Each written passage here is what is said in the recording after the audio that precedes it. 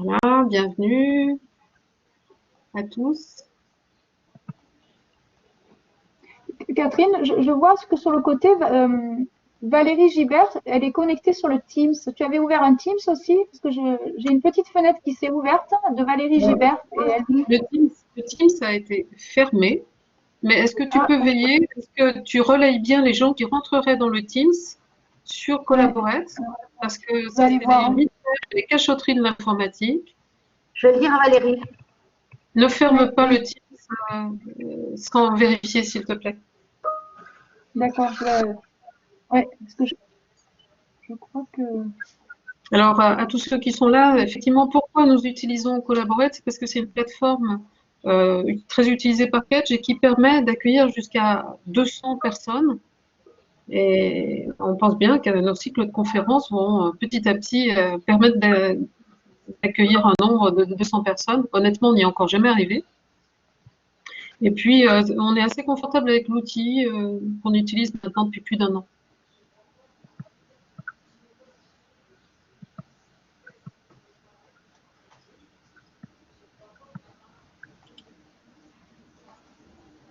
Bonjour à tous ceux qui nous rejoignent.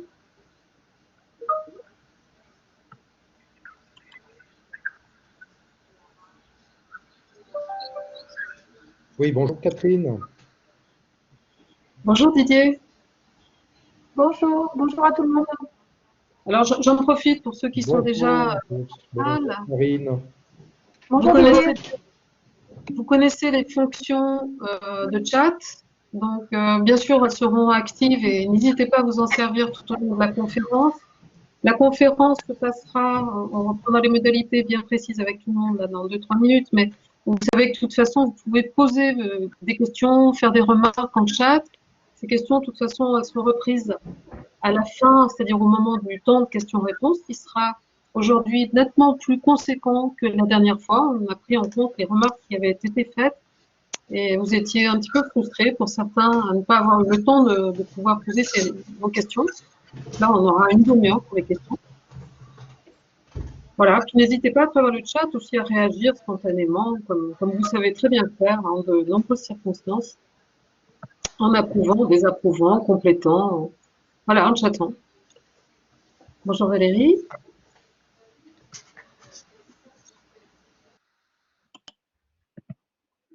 Alors, on attend encore jusqu'à 16h03, puisque vous avez été 29 à valider votre participation, en tout cas visible par moi, sur l'invitation que je vous avais envoyée, mais peut-être que certains d'entre vous l'ont également rerouté dans leur réseau, ce qui est bien le principe de ces conférences, qui sont gratuites, ouvertes, et organisées dans un objectif de transmission et d'essaimage de connaissances. Donc, l'inconfort, entre guillemets, pour les organisateurs, c'est toujours d'avoir une petite page d'incertitude sur le nombre de participants réels au moment de la tenue de la conférence. Et l'accoutumée, je passe par un site qui s'appelle Eventbrite, qui permet d'avoir une meilleure visibilité, que je vous conseille d'ailleurs, c'est assez pratique. Mais là, les vacances de Noël étant assez proches, le lancement de la conférence n'est pas passé par Eventbrite, donc elle a été lancée par mail. Bienvenue à ceux qui arrivent. J'ai vu Lamis, Fabien.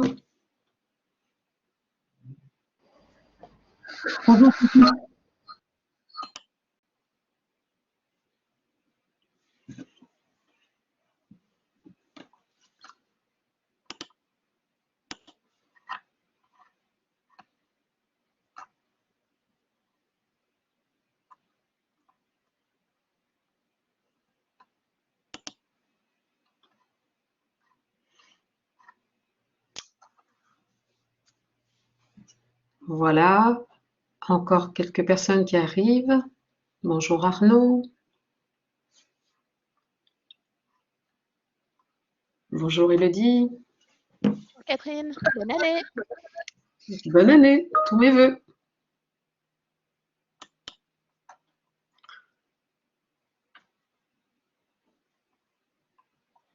Voilà, bah écoutez, je pense qu'on va pouvoir officiellement ouvrir la conférence aujourd'hui. Une conférence du KCO qui accueille deux invités du grand froid. Je ne sais pas quelle est la température à Montréal en ce moment. Laurent, fait combien de degrés? C'est un peu de neige cette nuit et puis on est autour de -5, mais c'est très vivable malgré tout en ce moment. Alors, finalement, une situation pas très éloignée de celle que j'ai par la fenêtre. À Grenoble, il neige, le jardin est couvert de blanc, donc du grand froid au grand froid, nous parlons. Je sais que certains d'entre vous sont au bord de la mer, je ne pense pas qu'il neige à cette heure-là, ou dans tous les cas, nous sommes vraiment en plein hiver. Deux invités de choix avec nous aujourd'hui, donc d'HEC Montréal, Laurent Simon, qui est professeur titulaire au département de l'entrepreneuriat et de l'innovation, et qui travaille depuis fort longtemps sur un cas d'entreprise qui est Ubisoft. Je le laisserai nous en dire beaucoup plus par rapport à ça, mais donc aujourd'hui, bien évidemment, le cœur du sujet traite des communautés et l'entreprise Ubisoft est assez pionnière dans cette orientation. Laurent suit cette société de ce point de vue-là depuis de très nombreuses années et il a beaucoup à nous raconter, avec également Chloé Pasquale, qui est à la fois sur HEC Montréal et qui vient de terminer une recherche sur les communautés vraiment sur le cas d'Ubisoft également. Donc, il va nous parler de la pratique et du quotidien et de ce qui se vit dans cette entreprise du point de vue communautaire. Cette conférence s'inscrit dans un cycle des conférences du KCO que nous avons lancé en 2020. Elle s'inscrit et elle approfondit une perspective que globalement nous mettrons sous le vocable de l'innovation collaborative dans tous ses états. Ce cycle a été entamé donc l'an passé à travers le regard d'un entrepreneur et d'un manager qui étaient à illustrer leurs propos par rapport à la façon de développer de nouvelles formes de business à travers des formes communautaires. Nous avons eu l'intervention de Magali Barbarou de la société Sartorius qui nous a parlé d'innovation en R&D avec une approche multidisciplinaire. Nous avons eu l'intervention côté Montréal déjà de Réal Jacob qui nous a parlé de nouvelles formes de management et de transformation des organisations. Plus récemment, à la fin de cette période, nous avons, en fin 2020, eu l'intervention sous forme de table ronde des sociétés Burkert et Spies-Batignolles qui nous ont parlé de l'hybridation d'une forme nouvelle, communautaire au sein d'une entreprise et des interrelations avec les autres organes, on va dire, des sociétés. À chaque fois, la signature de nos conférences est un petit peu la même, c'est-à-dire qu'on regarde le terrain et on a l'éclairage du chercheur. Donc c'est une interaction entre ces deux espaces que sont le monde de l'économie, le monde, je vais être audacieuse en disant le monde du réel, les chercheurs vont me foudroyer parce que ça serait un petit peu trop violent de le dire comme ça, mais l'éclairage complémentaire donc des chercheurs du monde académique. Donc aujourd'hui, eh bien, écoutez, je suis vraiment très heureuse de donner la parole à Laurent Simon et à Chloé Pasquale pour nous parler du cas d'Ubisoft. Ils nous parleront pendant à peu près une heure, excusez-moi. Ils ont beaucoup à nous raconter et nous aurons une demi-heure pour vous laisser la place sur des questions-réponses. Sachant que, pour me répéter, vous pouvez d'ores et déjà poser un certain nombre de questions in vivo au cours du développement de la présentation par le chat. On pourra les reprendre et vous pourrez bien sûr les compléter au moment de la prise de parole. Voilà, la parole est à vous. Alors, je vais peut-être vous passer le document, vous passer la main pour projeter votre fichier. Laurent, c'est ton fichier d'abord, hein, je crois. Oui, merci. Et puis, eh bien, vous présenter peut-être un peu plus complètement en introduction complémentaire donc du lancement de cette conférence. Alors, merci beaucoup Catherine pour cette introduction. Bonjour à toutes et à tous. Je tiens à remercier aussi évidemment toute l'équipe de KCO, Karine, Catherine, Louis-Pierre Guillaume, Florence Crespin qui est aussi avec nous. Donc très heureux de vous retrouver, malheureusement de vous retrouver à distance. Là, on croise tous les doigts pour pouvoir se retrouver effectivement en live et en face à face dès que possible. Alors écoutez, je suis très heureux de vous retrouver. Donc moi vous l'entendez là, je suis pas né à Montréal ni à Québec, français d'origine, 25 ans de Montréal, 25 ans d'HEC Montréal aussi, 15 ans dans le département de management et puis on a créé il y a quelques années un département d'entrepreneuriat et d'innovation auquel j'ai le plaisir de contribuer.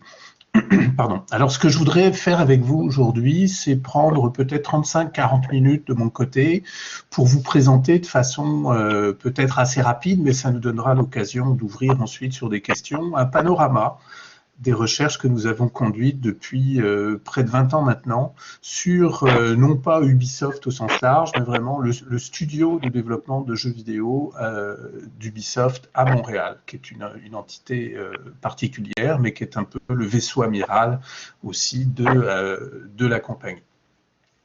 L'idée aussi, c'est de partager avec vous une perspective que nous avons développée avec mon collègue Patrick Coindé, que certains connaissez, donc qui est aussi professeur à HEC Montréal, sur, au fond, l'analyse du rôle et de la présence des communautés et des différents types de communautés au sein du studio d'Ubisoft à Montréal et au-delà, c'est-à-dire qu'on va travailler aussi sur le contexte local.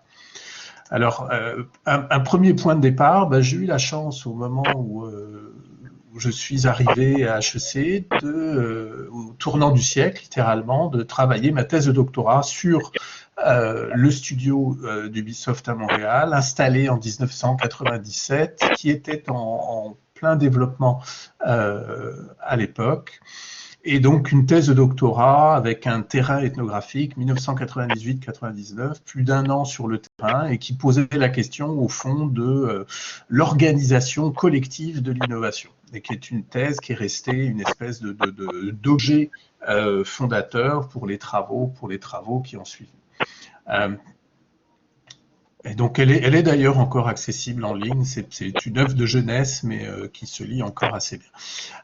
Alors l'hypothèse que je voudrais partager avec vous aujourd'hui, c'est que le studio de Ubisoft à Montréal peut être considéré comme une centrale de création, Creative Powerhouse, c'est-à-dire une organisation qui aurait développé des capacités, des compétences, des pratiques qui lui permettent, littéralement en toute situation, de générer de façon routinière de la créativité pour l'innovation. Quelques éléments de contexte pour celles et ceux qui seraient un peu moins familiers. Donc Ubisoft est un des leaders mondiaux dans le domaine du divertissement numérique jeux vidéo, fondé au milieu des années 80, qui monte en puissance très nettement à la fin des années 90, en particulier à la suite de l'implantation d'un studio à Montréal, suite à la mise en place d'un programme de financement public assez original qui visait à financer essentiellement la création de nouveaux emplois.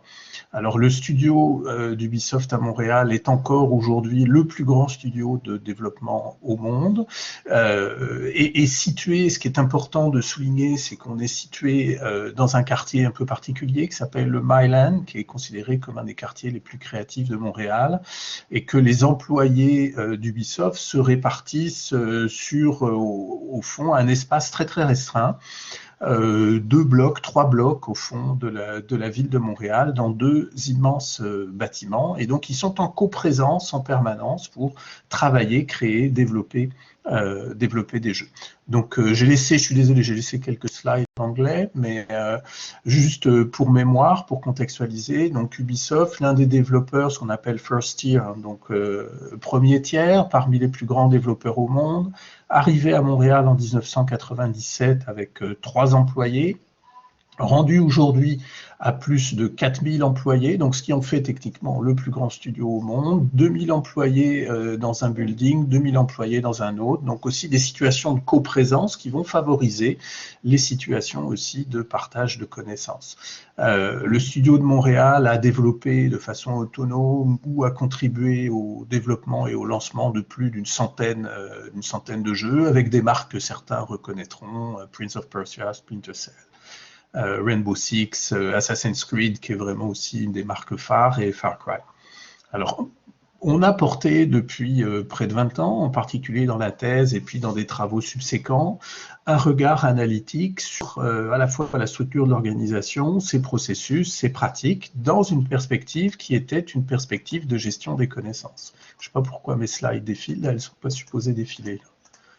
Voilà, Oui, je reprends. effectivement, il ne faut pas toucher les petites flèches, parce que comme tout le monde est modérateur, si vous touchez les petites flèches, Laurent, il ne s'y retrouvera plus. Il n'y a que Laurent qui touche les petites C'est flèches. ça.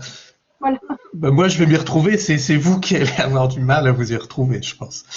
Alors, donc oui, c'est ça. La perspective analytique, c'est aussi de questionner évidemment la structure, les processus, les pratiques, et puis de questionner, effectivement, c'est pas un jeu vidéo, il serait pas super excitant de toute façon. C'est de questionner aussi qu'est-ce qui fait que cette organisation particulière a été capable de mettre en place des conditions favorables à la créativité, qui sont essentiellement favorables à la créativité collective, a été capable de maintenir au fond aussi dans le temps, sur plus de 20 ans, des capacités créatives pour l'innovation. Si on regarde l'historique de l'organisation, d'un point de vue un peu plus managérial, on est à son arrivée dans une forme qui est une forme classique matricielle, avec finalement des projets et puis des métiers qui supportent les projets. L'organisation se transforme en organisation purement fondée sur les projets, c'est-à-dire qu'on fait disparaître littéralement les fonctions métiers autour des années 99, et on voit une forme de redécouverte finalement de l'importance des métiers et de l'accompagnement des métiers autour des années 2005, 2006, 2007, ce qui en ferait donc une structure matricielle équilibrée, projet et communauté. C'est l'une des hypothèses sur lesquelles nous avons travaillé avec Patrick Coindé, qui a été l'objet de plusieurs publications. Donc, je vais utiliser par la suite un certain nombre de schémas que je vais essayer de rendre, oui, c'est le bon slide, merci, un certain nombre de schémas que je vais essayer de rendre un peu plus explicites. Alors, le point de départ pour Ubisoft en interne, ça a été à partir du moment où l'organisation est montée en puissance, a commencé à recruter, a été rendu à 500, puis à 1000 employés, ça a été de constater, comme beaucoup de grandes organisations, que la matière première du travail de l'entreprise était évidemment la connaissance.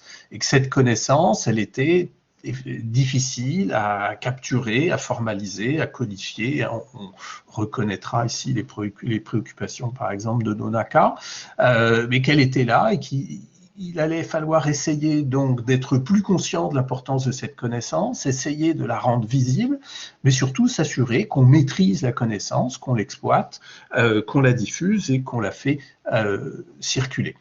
Alors, dans cette ambition-là, l'organisation, dans celle les plus formelles, a été très centrée sur sa croissance, très centrée sur la maîtrise des processus projets, l'implantation de pratiques de StageGate, par exemple, au tournant des années 2000, l'introduction de bonnes pratiques de développement de produits.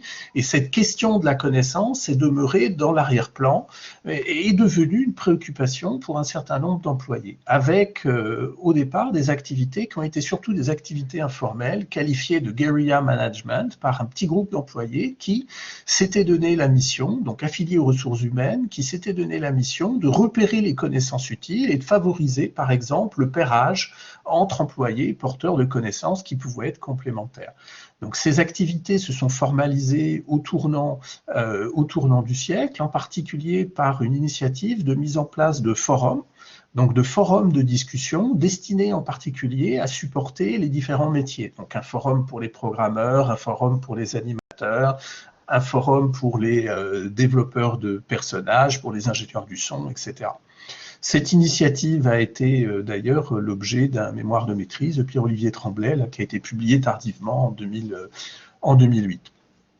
Très rapidement, cette initiative a montré aussi que les communautés de métiers avaient au sein de l'organisation un rôle à jouer. C'est-à-dire qu'il existait des communautés de programmeurs, il existait des communautés de game designers, il existait des communautés d'ingénieurs du son, par exemple, et qu'il allait falloir trouver des façons d'accompagner ces communautés. Donc on avait été invité à l'époque pour faire une analyse, au fond, des phénomènes de circulation des connaissances dans l'organisation, ce qui nous ramène à peu près à cette époque 2005-2006, et puis à questionner donc l'articulation entre communauté et projet. Ces questionnements se sont développés aussi, j'y viendrai à la fin de cette présentation, dans des pratiques de plus en plus tournées vers l'ouverture, destinées à arrimer, au fond, aux activités du studio d'Ubisoft, aussi les activités et les connaissances de communautés externes. Alors, ce schéma-ci, je dois l'expliciter un peu. Ce que vous voyez en bleu, en horizontal, ce sont les projets, hein, en haut, l'overhead. Est-ce que vous voyez ma souris quand je bouge ma souris sur l'écran ou non? Il faut que tu prennes non, ok. il faut que tu prennes la main en haut à gauche, et ça fait office de souris. La petite main, là, je vais un pointeur. Attendez. Si tu cliques dessus, ça va faire office. Et là, est-ce que vous voyez? Parce que je clique dessus, mais ça change pas grand-chose. Là, par exemple, je pointe, là, tu vois. Ah, là, je l'ai. Ok, merci. Là, vous voyez la petite main. Vous voyez la petite main, donc ça va nous aider. Alors, ce que vous voyez ici en horizontal, ce sont les projets. On imagine qu'en permanence, on a entre 15 et 20 projets en développement dans le studio à l'époque où on intervient, c'est-à-dire à peu près en 2005, et on essaie de comprendre la circulation des connaissances. Premier constat, évidemment, vous avez des phénomènes de circulation des connaissances à l'intérieur des projets, entre les différents métiers. Les game designers parlent aux programmeurs, qui parlent aux développeurs de personnages, qui parlent aux ingénieurs du son, etc.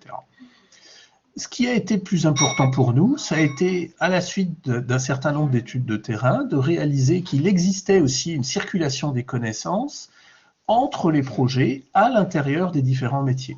Pour le caractériser, simplement, hein, un game designer ou un programmeur qui va circuler dans les locaux va partager avec un programmeur impliqué dans un autre projet. Ils vont des fois aller luncher ensemble dans le quartier, continuer de réfléchir. Et donc, on fait le constat qu'on a aussi l'existence dans l'organisation d'un certain nombre de communautés qui sont essentiellement des communautés liées aux différents métiers impliqués dans le jeu vidéo, qu'on appelle, oui, luncher, aller manger le midi. Donc des communautés, on a un certain nombre de communautés de métiers qu'on va identifier avec Patrick Coindé comme des communautés spécialistes et qui sont en fait les réservoirs de connaissances utiles remobilisés systématiquement par la mobilisation des employés dans les différents projets. Ce constat-là, pour nous, a été quelque chose de fondamental, puisqu'on réalise que toute une partie des connaissances, finalement, de l'organisation existe sous la ligne de flottaison, existent dans l'espace informel et ne sont pas, effectivement, nécessairement systématiquement mobilisées ou systématiquement gérées. Alors, on fait le constat aussi, on identifie ce qu'on va baptiser plus tard un Creative Slack. La deuxième main, ça doit être celle de Catherine qui a dû rester. Alors, on va identifier ici un Creative Slack. Ce qu'on appelle le Creative Slack, finalement, c'est un réservoir de ressources non utilisées qui devrait être idéalement mobilisable aux besoins. Et dans chaque communauté, on voit une accumulation de connaissances spécialisées. Donc, on peut constater que l'organisation elle existe au fond sous deux plans. Hein. Un plan très formel qui est celui des projets et un plan plus informel qui est celui des communautés. Ce constat et ces échanges avec l'organisation ont amené à la constitution, quelques années plus tard, d'une fonction très particulière qui est celle des directeurs métiers. Alors, si on veut regarder quelles sont les positions d'autorité, vous avez ici les directeurs, ce qu'on appelle les producteurs, qui sont en fait des super directeurs de projet, et en parallèle, les ressources humaines, la vice-présidence ressources humaines d'Ubisoft à Montréal a créé une fonction très particulière qui est celle de directeur métier. Les directeurs métiers programmation, directeurs métiers game design, directeurs métiers son, animation, etc. Les directeurs métiers sont en fait des employés avec une expertise accumulée. Par exemple, ici, un game designer qui aurait quelques années d'expérience, qui aurait des et qu'on nomme dans cette fonction. Le rôle de cette fonction, c'est véritablement l'activation, l'animation et le développement des compétences à l'intérieur de la communauté. Et alors, on voit se créer aussi une espèce de méta-communauté des directeurs métiers qui vise à développer, d'abord à favoriser la circulation des connaissances, mais aussi à développer dans chacun des métiers le niveau de connaissance par la circulation, mais aussi par l'animation. Cette situation-là s'est développée pendant presque 10 ans et a fini par devenir quelque chose d'assez intégré, au point où, à l'étape suivante, finalement, on a vu peu à peu cette position de directeur métier s'édulcorer, les communautés être de plus en plus autonomes dans leurs activités de circulation des connaissances, de partage de connaissances, mais aussi de développement des connaissances. Et la fonction directeur métier a été équilibrée par une fonction d'animateur de communauté. Les animateurs de communauté, finalement, prenant un rôle un peu plus classique de gestion de la plateforme, de circulation des connaissances dans les forums, et on a vu peu à peu cette fonction de direction métier disparaître de l'organisation, en faisant le pari que les communautés étaient devenues autonomes. Ce pari a connu quelques limitations, on pourra en discuter au moment de questions. Dans l'évolution des pratiques de l'organisation, on a vu par contre monter en puissance la reconnaissance que les communautés de métiers avaient aussi des ancrages avec l'extérieur. Montréal, aujourd'hui, c'est 14 000 emplois directs dans l'industrie du jeu vidéo, des activités informelles et des activités communautaires au sein de l'industrie elle-même, entre développeurs de jeux vidéo, portés en particulier par des associations professionnelles. Et donc l'organisation s'est mise à favoriser aussi les ancrages, les arrimages entre communautés internes et activités externe. On a vu se développer un ensemble d'activités, d'exploration, d'idéation avec le milieu extérieur. C'est là où il me faut introduire l'un de nos concepts fétiches, à nouveau, à Mosaïque à HEC, avec Patrick Cohendé et moi-même. Le constat qu'on a fait à l'époque, c'est qu'au fond, on allait vers une reconfiguration des dispositifs de gestion des connaissances et des dispositifs d'innovation par l'ouverture. Alors on propose une formulation qu'on a beaucoup utilisée avec Patrick Cohendé, qui est celle de des 3 couches, l'upper ground, le middle ground et l'underground, que je vais caractériser dans un instant. Alors ces 3 couches, on y retrouve l'idée que l'organisation elle-même, dans sa fonction d'exploitation, dans sa fonction de mise en place des projets, de développement d'innovation et des idées, peut être caractérisée comme l'upper ground. Pour renouveler ses idées, pour renouveler ses connaissances, l'organisation va essayer de se connecter autant qu'il est possible avec les communautés créatives de Montréal, des talents, des communautés de hackers, des mouvements artistiques, des mouvements aussi de développeurs de jeux indépendants. Et le constat que nous avons fait sur le terrain, la suite d'études empiriques, c'est que cette connexion n'était possible que par la mise en place d'activités dans un espace intermédiaire que nous avons baptisé Middle Ground. Alors, activités qui peuvent être des activités, par exemple, de type hackathon, qui peuvent être les différents sommets du jeu, qui peuvent être le fait d'envoyer les employés d'Ubisoft visiter des galeries d'artistes, par exemple, dans le quartier du Maryland. Donc, on voit de plus en plus l'organisation réaliser que si elle veut être efficace dans ces modes d'exploitation, elle va devoir aussi apprendre à se connecter avec l'extérieur et avec les communautés externes.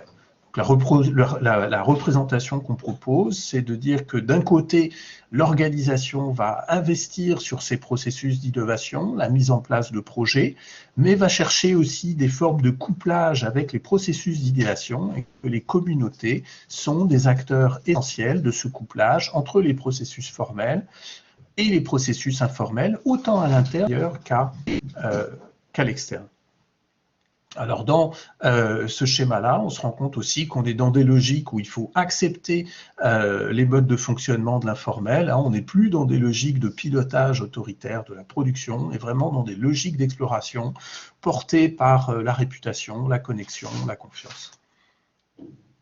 Alors cette représentation nous amène aussi à souligner que les communautés sont en fait ces petites flèches que vous voyez là, que les communautés deviennent des acteurs essentiels de l'ouverture et de la connexion du studio avec les communautés créatives externes. Typiquement, hein, des employés programmeurs vont aussi s'engager dans l'accompagnement de projets externes, de start-up innovantes dans l'univers du jeu indépendant, par exemple, mais vont aussi apprendre des activités de ces acteurs du jeu indépendant et ramener des idées vers l'intérieur du studio. Alors, une petite illustration de ces phénomènes, pour nous, ça a été le développement des activités transversales dans l'organisation. On fait l'hypothèse que les communautés sont là, que les communautés existent. On va vouloir trouver des façons de les activer. Alors, par exemple, avec des compétitions qui vont mobiliser différents étudiants des différentes universités de Montréal sur des projets de développement de jeux en collaboration avec des employés d'Ubisoft. La mise en place en interne de Game Jam, c'est-à-dire de concours d'idées sur des fins de semaine, sur des week-ends, où vous laissez tout l'appareil de production, si vous voulez, disponible aux employés qui se réunissent et puis qui essaient ensemble de générer des idées nouvelles. Des moments de partage de connaissances toutes les 2 semaines où on va partager dans des formules type Lunch and Learn, par exemple le midi, ou des matinées où on va se retrouver entre acteurs de différents projets pour partager différentes idées émergentes, et même à l'intérieur des projets. Ça, c'était le cas du développement d'un projet Splinter Cell. À l'intérieur d'un projet, on va prendre par exemple tous les vendredis après-midi pour essayer de générer des idées nouvelles et puis accumuler des idées qui sont ensuite recirculées dans le reste de l'organisation. Alors, deuxième dimension, le développement aussi d'activités de connexion et d'activités transversales avec l'extérieur, des ancrages par exemple avec International Game Developers Association, qui est une association des employés du jeu vidéo, donc une association qui ne dépend pas des firmes, portée par les employés, qui se réunit tous les mois, et là vous aviez progressivement 50, puis 100, puis 400, puis 500 employés du jeu vidéo qui se retrouveraient pour faire du partage de connaissances, des études de cas, du débriefing, puis accessoirement pour prendre quelques bières ensemble. Des connexions avec les communautés créatives de Montréal, des magazines locaux, des festivals cinéma, des artistes locaux, une connexion avec l'École nationale de théâtre, par exemple, pour amener les acteurs, les étudiants acteurs de l'École nationale de théâtre à travailler avec les experts de la capture de mouvement d'Ubisoft, et donc une multiplication de connexion avec l'extérieur, connexion avec les artistes, une connexion très particulière avec les communautés d'historiens, par exemple, que nous avons décrites dans l'un de nos ouvrages. Et certains des jeux d'Ubisoft, Assassin's Creed en particulier, sont fondés sur la particularité du narratif du voyage dans le temps, avec une volonté de véracité la plus poussée possible sur les périodes historiques, mais aussi sur les décors. Il y a 3 des historiens qui travaillent à temps plein au studio d'Ubisoft Montréal, mais aussi une connexion avec les communautés d'historiens qui a amené ensuite, par exemple, Ubisoft à travailler avec le Louvre ou à travailler avec le British Museum. Donc on assiste à une multiplication, au fond, des connexions avec des communautés externes. Alors c'est cet exemple-là, c'est ma page de publicité du jour. Cet exemple-là, il a été illustré avec d'autres exemples de communautés dans un ouvrage collectif que je vous recommande sur les communautés d'innovation, donc qui est sorti en 2007, où on questionne ce travail d'orchestration des communautés chez Ubisoft. Très bon ouvrage, merci Louis-Pierre, puisqu'il nous a appuyé et lui a aussi contribué. Alors, cette réflexion-là m'amène à une autre présentation qu'on a beaucoup utilisée, qui nous permet de réaliser au fond qu'une centrale de création aujourd'hui suppose aussi une répartition un peu particulière des rôles et responsabilités. Je dois donc commenter un peu ce schéma-là. Évidemment, vous avez un top management qui oriente, qui identifie les enjeux stratégiques. Vous avez, si on enlève si vous voulez, toute la dimension des projets, on va constater que l'arrière-plan de cognition et d'idéation de l'organisation va être appuyé par un certain nombre de plateformes, donc à l'intranet. Il va être appuyé par des communautés de métiers, communautés d'experts, à nouveau game designers, programmeurs, ingénieurs du son, animateurs, etc. Porté par des activités de développement de communautés, puis avec un questionnement sur le caractère plus ou moins actif du développement de ces communautés. Mais ce qu'on va constater, c'est à peu près à partir de 2010, la montée en puissance d'activités internes qui sont des activités ou des modalités d'activation finalement des communautés, c'est-à-dire des compétitions d'idées en interne et avec l'extérieur, du parrainage culturel où on va par exemple avoir dans les projets des budgets pour envoyer les employés d'Ubisoft consommer des produits culturels à l'externe. Dans certains projets, c'est 75 $ par mois par employé pour les amener à aller s'inspirer de ce qui se vit dans la créativité de Montréal, des lunch and learn, dont des moments de partage de connaissances plus ou moins formalisés, des pratiques de conférences internes qui sont devenues aujourd'hui techniquement la plus grosse conférence du jeu vidéo au monde, c'est-à-dire pendant une semaine, le studio de Montréal d'Ubisoft s'arrête et les employés partagent, invitent des experts externes, partagent des connaissances.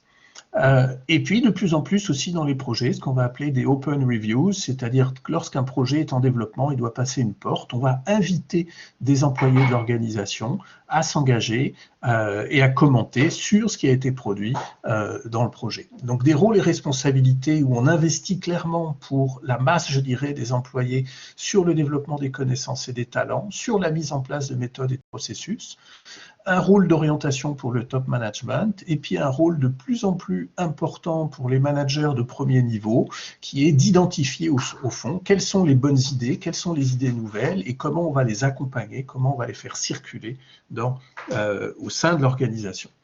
Alors, on voit aussi une forme d'ouverture de plus en plus claire là, de l'organisation vers l'extérieur et vers les différents milieux de Montréal, des investissements par exemple dans les différents tiers-lieux ou dans les incubateurs de Montréal, des connexions très fortes avec le milieu de l'éducation, des pratiques en living lab avec les hôpitaux, avec des exemples assez probants dont on pourra se parler aussi au moment de la période de questions, des connexions avec le théâtre, la communauté des effets spéciaux, la communauté de la musique, donc vraiment de plus en plus un mode de fonctionnement en écosystème. Alors on va aborder cette question dans un instant. Merci, on va garder les questions pour la suite. Alors ce mode de fonctionnement suppose aussi des pratiques d'activation. Si on reconnaît que l'organisation doit travailler ses connexions avec Montréal, elle va le faire par le biais d'événements. Elle va le faire par la mise en place aussi, l'intégration dans des lieux, la présence dans des incubateurs, et puis le fait d'ouvrir aussi des questions avec le milieu dans des pratiques de type concours, par exemple, concours d'idées, que serait la place de la réalité virtuelle aujourd'hui dans le jeu vidéo, par exemple, qui avait été un des axes, la présence du jeu vidéo sur les réseaux sociaux, par exemple, et puis on va essayer d'intégrer ces éléments-là dans de la mise en projet, dans des formes de connexion aussi de plus en plus ouvertes avec l'extérieur. Et là, on va retrouver l'importance, la mobilisation aussi des communautés d'usagers que je vais re-questionner là aussi dans un instant. Cette ouverture, elle se fait donc de plus en plus au niveau global. Et alors, dans ce qu'on a analysé ces dernières années, avec deux publications récentes en fait sur cette question, ce qu'on questionne aujourd'hui, c'est la possibilité d'existence de communautés globales au sein de l'industrie. Communauté globale de plus en plus importante pour l'industrie, à la fois informelle dans les connexions avec les joueurs, mais de plus en plus aussi dans le développement de connexions avec les autres acteurs du milieu présents dans un certain nombre de hubs mondiaux. Donc l'hypothèse que nous faisons, c'est que l'industrie elle-même du jeu vidéo au niveau global pourrait être vue comme une communauté de circulation des connaissances, de partage, où de plus en plus on essaie de disposer des studios dans ces différents pôles mondiaux pour essayer d'apprendre des pratiques locales, les débattre, les faire circuler et les partager, mais aussi pour faire de la détection de connaissances et de la détection de talents.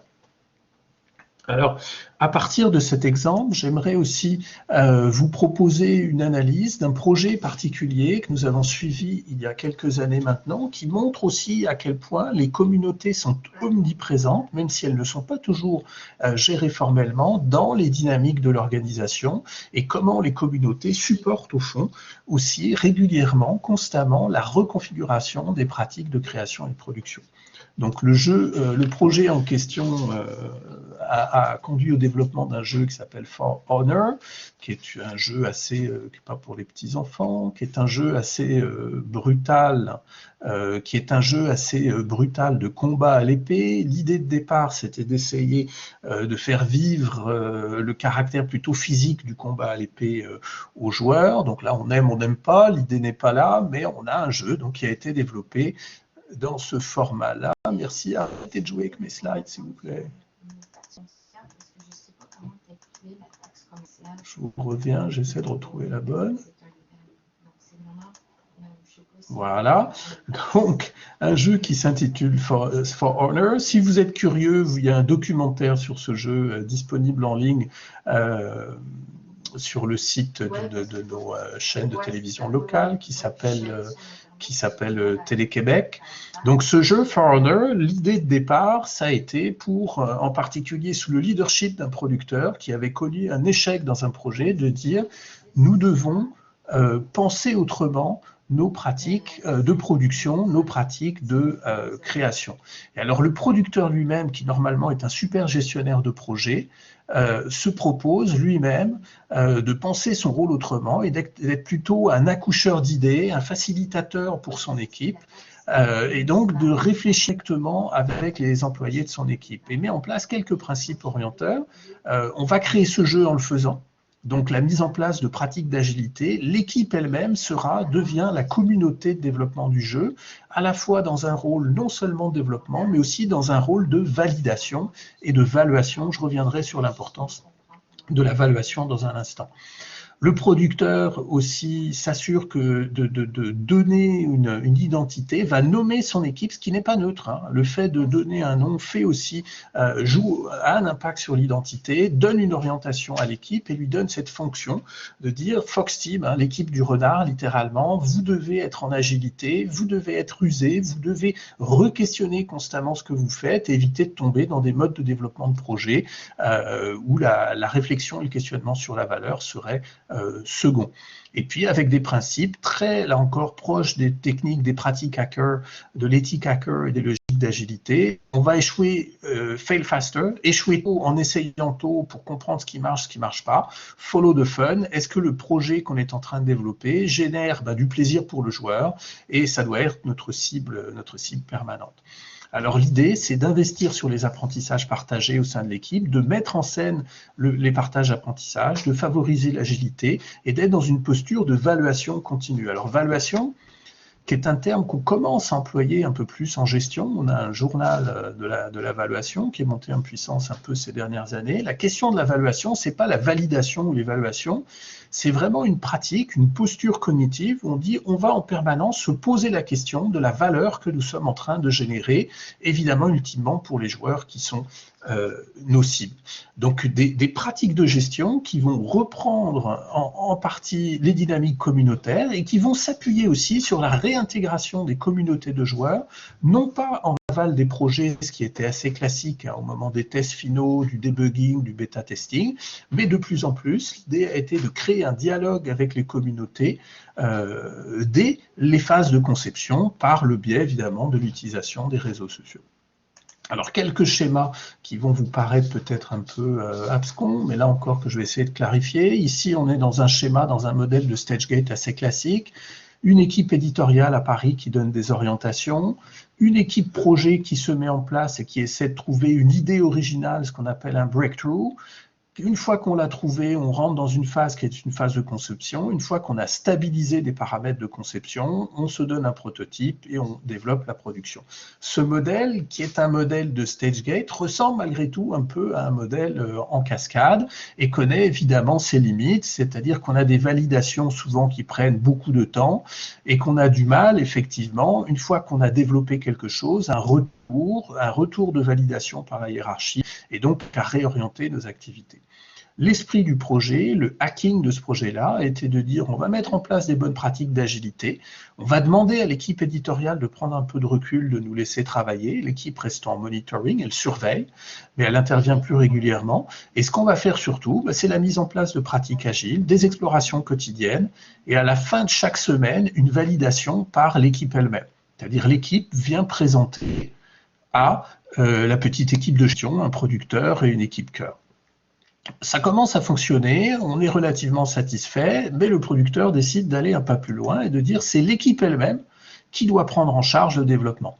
Et donc le producteur joue son rôle uniquement en animation et donne à l'équipe l'autorité sur la validation de ce qu'elle a produit pas à la fois dans les cycles quotidiens et dans les cycles hebdomadaires. Et là, on se rend compte qu'on est beaucoup plus rapide, beaucoup plus efficace et qu'on est beaucoup plus satisfait aussi collectivement de ce qu'on produit. Étape suivante dans le développement de ce projet-là, dans le hacking de ce projet-là, c'est la mise en place de tournois. Alors tous les 2 mois, on va organiser pour la validation un tournoi avec d'autres employés du studio qui vont être amenés à essayer un prototype en développement, mais aussi évidemment s'ils viennent jouer sur ce prototype, ils vont être amenés à débriefer et à partager leur avis, leurs connaissances, leurs idées aussi pour améliorer ce prototype en développement. Et en parallèle, on va dialoguer constamment avec différentes communautés de joueurs sur différentes plateformes. Alors ce qu'on voit dans ce projet, c'est vraiment la résurgence des dynamiques communautaires. On voit l'équipe projet comme une communauté de développement. On mobilise évidemment, elles sont toujours là, hein, les communautés de métiers, les communautés de pratique, les communautés de spécialistes, elles sont omniprésentes dans l'arrière-plan. On va mobiliser les communautés d'usagers, mais l'une des propositions qu'on voudrait faire, c'est le constat de l'existence d'une communauté de valuation au sein et autour du projet qui va aider les acteurs de développement du projet à faire des hypothèses de valeur, mais aussi à les mettre à l'épreuve de la concrétisation. Alors, je m'aligne vers une conclusion rapide maintenant. Donc l'hypothèse pour nous, c'est de voir ce studio comme une centrale de création et de questionner les horizons de la création de masse que l'on retrouve aujourd'hui dans l'univers du divertissement, mais aussi dans l'univers du high-tech en particulier. Donc des pratiques de gestion de projet, de StageGate très ouverts qui mobilisent des communautés internes et externes.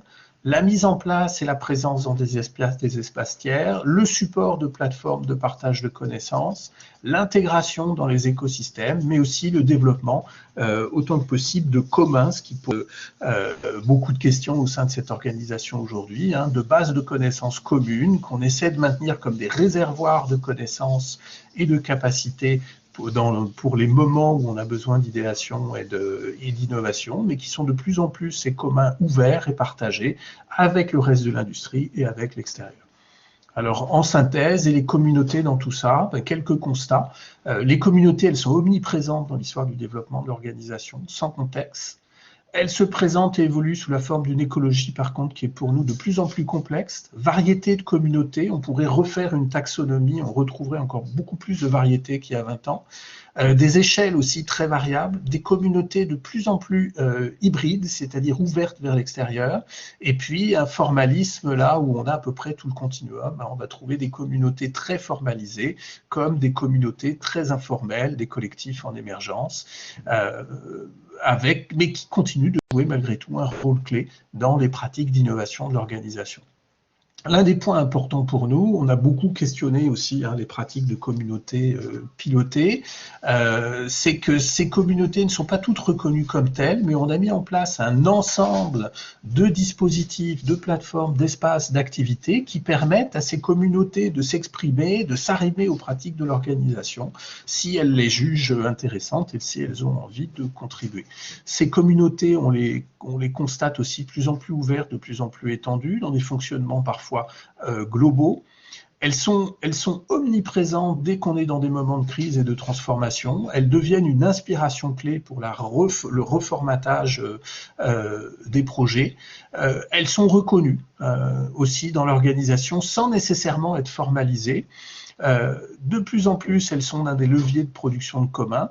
Et ce qui importe aussi pour nous, on l'a beaucoup mentionné dans l'un de nos derniers articles, c'est de reconnaître l'importance des trajectoires individuelles ou du leadership dans la mobilisation et l'activation des communautés. On ne peut pas négliger le rôle que jouent certains employés dans l'organisation, comme des knowledge brokers, comme des supporters de communautés, comme des aussi traducteurs de ce qui se passe dans différentes communautés. Et là, on retrouve un rôle extrêmement actif des individus. Alors voilà, je m'arrête là-dessus. Merci beaucoup pour votre attention. Je pense qu'on passera, on va garder les questions pour la suite de l'intervention. Évidemment, la présentation sera partagée et je vais laisser la parole à Chloé. Donc merci, merci Catherine, si tu peux changer les slides. Bonjour Chloé.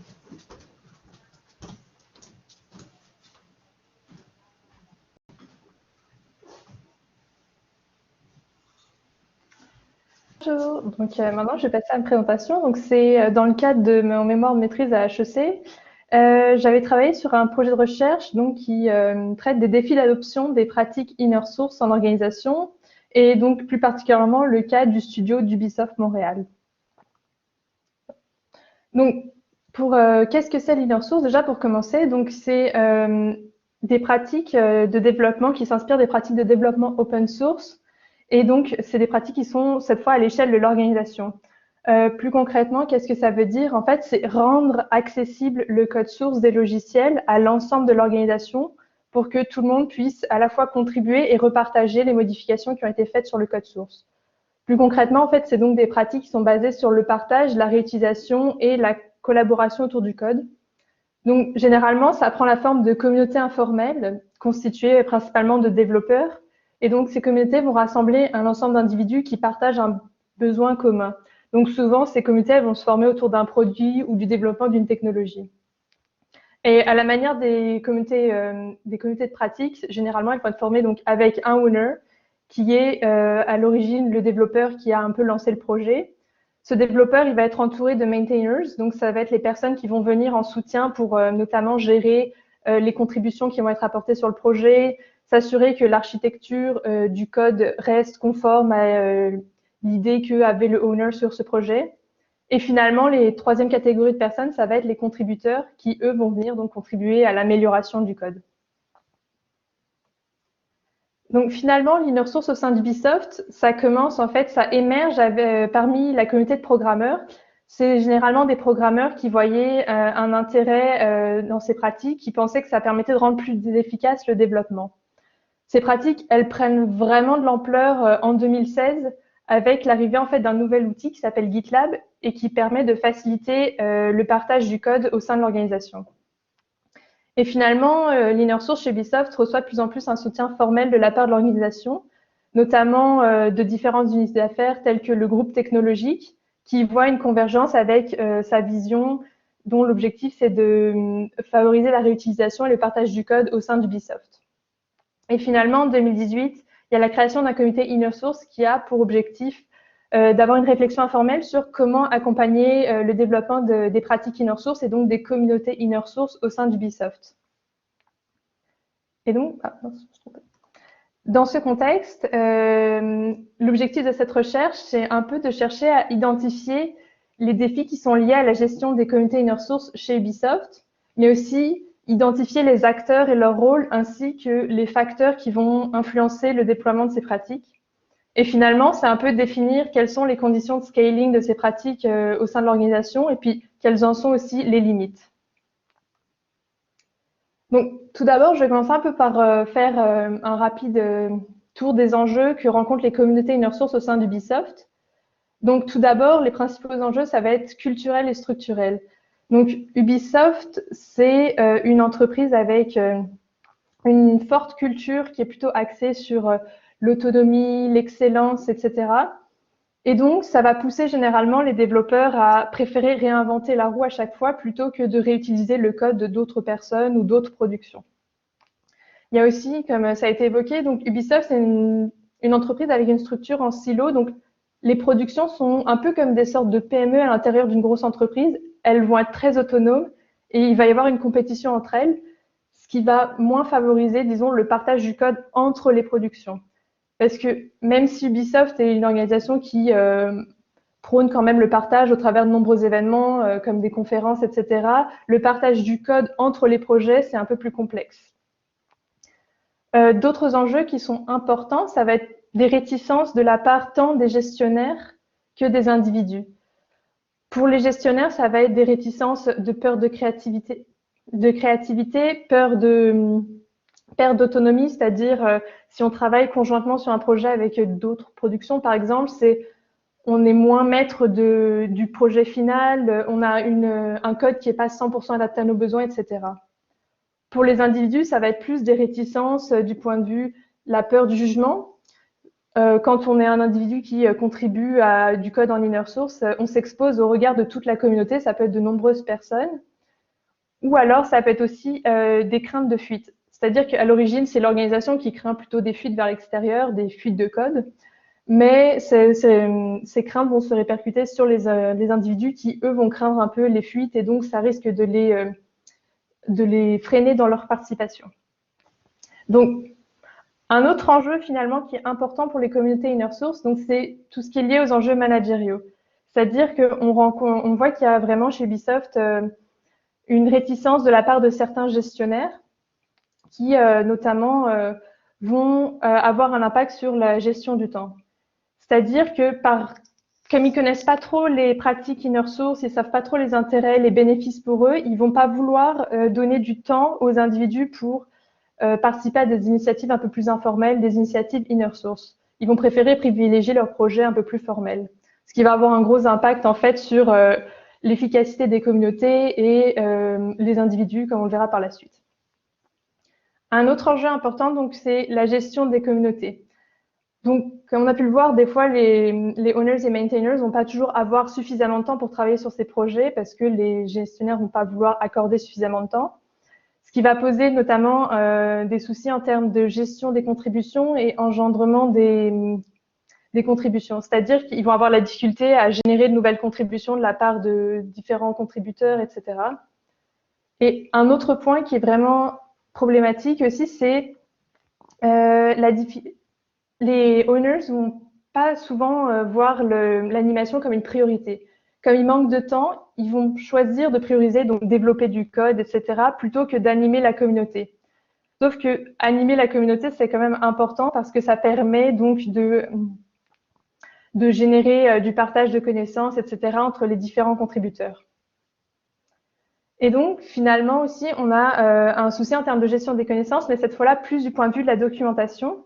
Donc, on va avoir des enjeux parce que Ubisoft a une culture très informelle, donc les développeurs n'ont pas forcément l'habitude de vraiment documenter leur code.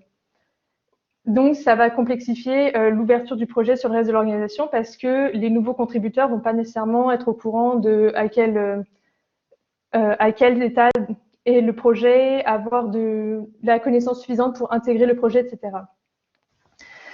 Aussi, un autre enjeu au niveau de la documentation, c'est son accessibilité, parce que même si la documentation existe, cette documentation, les développeurs ne vont pas avoir l'habitude de la chercher.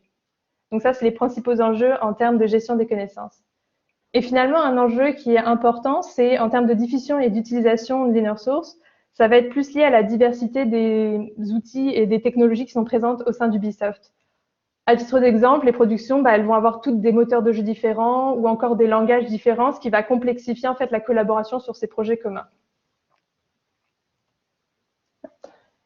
Et donc maintenant, je vais juste vous présenter rapidement les grands rôles des différentes parties prenantes qui sont présentes dans la mise en place des pratiques inner source. Donc, tout d'abord, on a bien sûr les individus qui sont donc à la base du fonctionnement des communautés inner source. Et ce que j'aimerais m'attarder un petit peu, c'est sur le rôle des owners et des maintainers, qui est vraiment important, comme j'ai pu commencer à l'évoquer, c'est qu'ils ont un rôle d'animateur de communauté. Sauf que cette animation, ils la considèrent pas toujours comme leur mission principale. Et donc, je pense que c'est vraiment important de mettre l'accent sur ces personnes-là, notamment la formation et leur apprendre à devenir en fait des leaders technologiques et pas seulement juste un programmeur qui programme de son côté. Après, en dehors des individus, on va avoir le middle management, qui peut vraiment, en inner source, soit être un accélérateur ou un frein de l'inner source. C'est-à-dire que on a pu voir que quand ils empêchent les programmeurs de participer à des initiatives inner source, ils sont vraiment un frein. Tandis que si on les sensibilise à la cause inner source, on leur explique quels pourraient être les bénéfices pour eux, s'ils comprennent un peu mieux, on peut les transformer en un levier parce que c'est à leur tour, ils peuvent sensibiliser les programmeurs ou toutes les personnes avec qui ils travaillent sur le partage, la réutilisation. Oh, j'ai plus de slide. On t'entend, Chloé, il n'y a pas de problème. J'ai plus mes slides.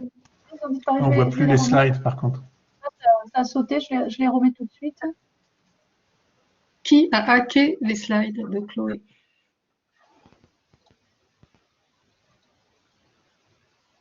Merci. Oh. J'étais par là. Oui. Donc je disais, voilà,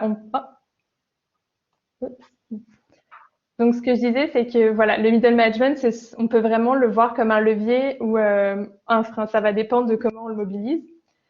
Et justement, donc l'organisation peut aussi faciliter la mise en place des pratiques inner source. Donc c'est la troisième partie prenante importante. Et son rôle principalement, c'est vraiment de créer un environnement favorable au développement de ces nouvelles pratiques. C'est-à-dire que, par exemple, ça peut être favoriser le rayonnement des pratiques inner source, notamment communiquer sur les bénéfices et légitimer ces pratiques au sein de l'organisation. Ça peut notamment permettre de calmer les réticences donc, des gestionnaires qui, à leur tour, peuvent donc décider d'allouer plus de temps aux pratiques inner source. Un autre exemple, c'est l'organisation, elle peut utiliser comme levier donc la reconnaissance, dans le sens où au sein des communautés inner source, la reconnaissance par les pairs, c'est vraiment quelque chose qui est essentiel pour les développeurs. Mais aussi les développeurs, ce qui ressort parmi la communauté des développeurs, c'est que une reconnaissance par l'organisation, c'est aussi vraiment important parce que ça permet de légitimer ces pratiques et c'est plus facile pour eux de prendre part aux communautés inner source. Plus concrètement, ça peut être par exemple au niveau des pratiques RH, proposer d'intégrer, reconnaître l'inner source dans les grilles d'évaluation RH.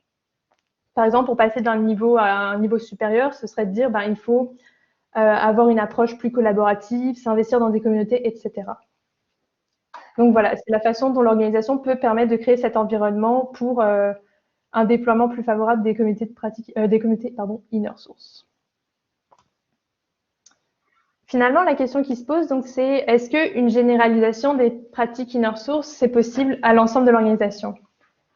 Dans un premier temps, je pense qu'il est intéressant de se questionner sur l'évolution des communautés de pratique, inner source, je vais y arriver, avec notamment la pérennité des communautés.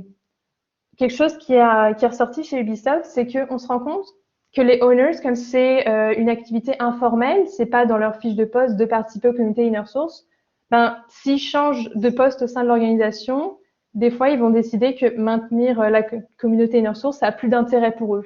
Donc, dans ces cas-là, on peut se retrouver avec une communauté qui est plus gérée, qui perd en efficacité, alors que le produit peut toujours être intéressant pour d'autres contributeurs. Donc, c'est vraiment quelque chose à prendre en considération. Un autre aspect important, c'est gérer la croissance des communautés.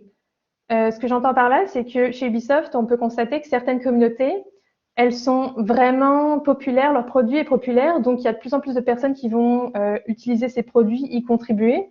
Sauf que passé un certain stade, ça devient difficile de garder la communauté autogérable. C'est-à-dire que la communauté est vraiment trop grosse et donc deux solutions sont. Une première, par exemple, c'est d'envisager de se dire que les communautés inner source, ça va être plus une plateforme pour faire émerger de nouvelles idées et qu'une fois que les produits deviennent populaires, peut-être les intégrer à la structure plus formelle de l'organisation et en faire vraiment un produit formel au sein de l'organisation. Une autre possibilité, ça peut être aussi de se dire, si la communauté atteint un certain stade, ça va être de la refractionner en sous-systèmes de la communauté et avoir différentes petites communautés qui, elles, vont rester autogérables. Après, ça va vraiment dépendre de la stratégie de l'organisation à ce niveau-là. Autre chose, donc, finalement, c'est le scaling des pratiques inner source. Quand on cherche à vraiment généraliser l'adoption des pratiques inner source, c'est important de déjà regarder les projets adaptés à ces pratiques. Chez Ubisoft, on constate que c'est principalement des outils et des technologies qui sont transverses, c'est-à-dire qui sont facilement réutilisables par l'ensemble de l'organisation. Tandis que, par exemple, au sein des productions, il y a des parties comme le gameplay qui est vraiment le cœur du jeu et qui est spécifique à chaque jeu. Ben, là, ça va être des éléments qui sont plus difficilement mettables en inner source dans le sens où ben, les autres productions ne vont pas avoir d'intérêt à le réutiliser. Donc, pour ce genre de choses, ça a peu d'intérêt, par exemple. Finalement, je pense que c'est intéressant de conclure sur le fait que la généralisation des pratiques inner source, c'est pas nécessairement imposer l'inner source à tout le monde au sein de l'organisation, mais plutôt vraiment rendre accessibles ces pratiques, ce qui n'est pas nécessairement le cas chez Ubisoft aujourd'hui parce que c'est pas toujours légitime auprès de tous les gestionnaires, par exemple, etc. Et pour conclure, j'aimerais présenter en fait plus comment adopter un peu, accompagner un peu l'adoption des pratiques inner source, par exemple d'un point de vue de gestionnaire. Donc, ça commence déjà par identifier les projets qui sont adaptés aux pratiques, vu que tous les projets ne sont pas adaptés. Ça peut être par exemple dresser une liste de critères qui permet d'un peu de cibler plus facilement lesquels projets conviennent ou non. Ce qui est super important aussi, c'est vraiment sensibiliser les non-programmeurs. Parce que chez Ubisoft, ce que j'ai pu constater, c'est que la communication allait principalement à destination des programmeurs et on en oubliait les gestionnaires ou même les fonctions qui peuvent venir supporter l'adoption de ces nouvelles pratiques.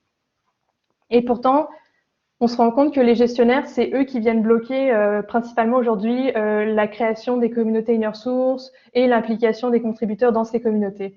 Donc, c'est vraiment essentiel de ne pas oublier les non-programmeurs. Ce qui est aussi important, c'est vraiment, en tant que gestionnaire, d'accepter d'accorder du temps aux individus pour travailler sur des projets inner source. Parce que si on leur donne du temps, ça va permettre de développer des projets qui sont de meilleure qualité et ça va être beaucoup plus efficace.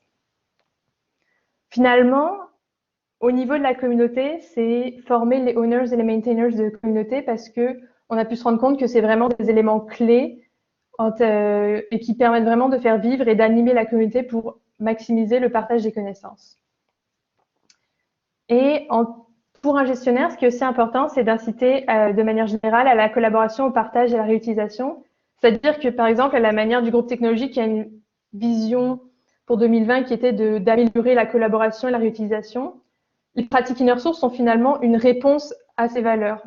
C'est pas vraiment, voilà, on ne force pas l'inner source, c'est plus que l'inner source permet d'atteindre cet objectif. Et finalement, je vais conclure sur une dernière chose, c'est que je pense qu'il est vraiment important de mesurer la croissance des communautés et leur efficacité, parce que ça va permettre, disons, de un peu légitimer ces communautés au sein de l'organisation. Et ça va permettre aussi, en tant que gestionnaire, de se dire, ben voilà, en termes d'efficacité, c'est vrai que ces pratiques me permettent d'atteindre un certain niveau que j'aurais peut-être pas avec des pratiques plus traditionnelles. Mais bon, aujourd'hui, c'est pas encore on n'a pas encore d'outils de mesure très définis pour ce genre de choses. C'est plus une réflexion. Merci. Waouh, quelle richesse de contenu. Merci Chloé, merci Laurent, parce que en dépit de la fluidité du discours, d'une apparence extrêmement simple, le contenu est vraiment dense. Et j'en profite pour vous dire que, heureusement, on a un enregistrement. Alors, on est plusieurs à parler en même temps. Voilà. C'est juste pour gérer les passages de parole, hein. Je ne veux pas la mobiliser longtemps. C'est juste pour vous dire, vous voyez une petite caméra en haut à gauche qui est en rouge.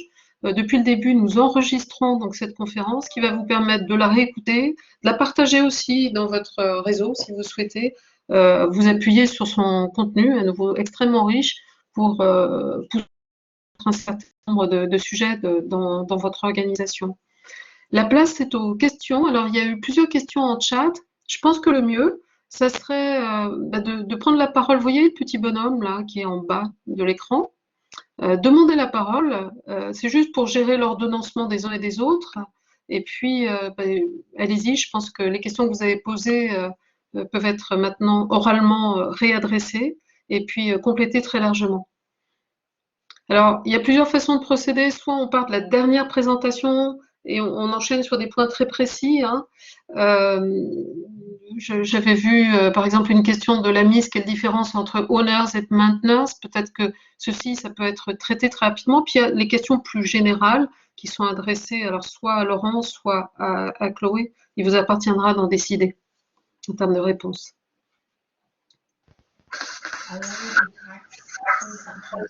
Pour répondre rapidement à la question des owners et maintainers, en fait, le owner, c'est vraiment la personne qui est en général à l'origine du projet. C'est la personne qui va donner la vision sur le projet. Et les maintainers, ça va être plus en fait les personnes qui vont venir en soutien à cette personne. Ils sont plus là pour aider à l'intégration des contributions et s'assurer que le projet suit bien la direction qui avait été donnée par le owners à l'origine. Voilà, c'est un peu ça. Merci. Alors, n'hésitez pas à utiliser le petit bonhomme.